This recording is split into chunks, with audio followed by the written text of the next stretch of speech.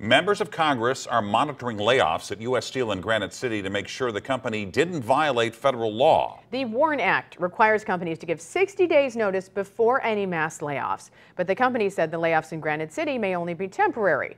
Our political editor Mark Maxwell has new details. And Mike, U.S. Steel was publicly looking for ways to sell off its Granite City blast furnaces for some time, long before these layoffs. So when company leaders blamed the United Auto Workers strike for slowing down their work orders, labor unions were highly skeptical of that claim.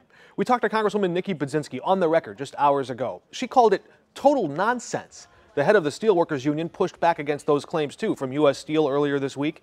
He told me that their volume of work orders was still solid and that any claim they might start to weaken was just pure speculation about the potential impact of the UAW strike down the line. That's where this gets tricky. If U.S. Steel says its layoffs are only temporary, then Congresswoman Budzinski says they better not become permanent layoffs, meaning longer than 6 months. Or she warned the company could face consequences under the WARN Act. The WARN Act protects workers from immediate layoffs. What U.S. Steel is saying, what Granite City Steel is saying, is that these layoffs are technically only temporary, and so they don't have to abide by the WARN Act. But if it's a day over 60 and we're going to be following this, they will be in violation. She says she and other members of Congress are working now to strengthen worker protections in that federal law.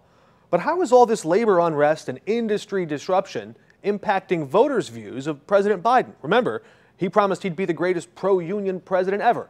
Illinois Senator Dick Durbin told us that this was more a matter of timing over the natural end of the UAW contract. It was up, and the workers have watched executive pay far outpace theirs for far too long.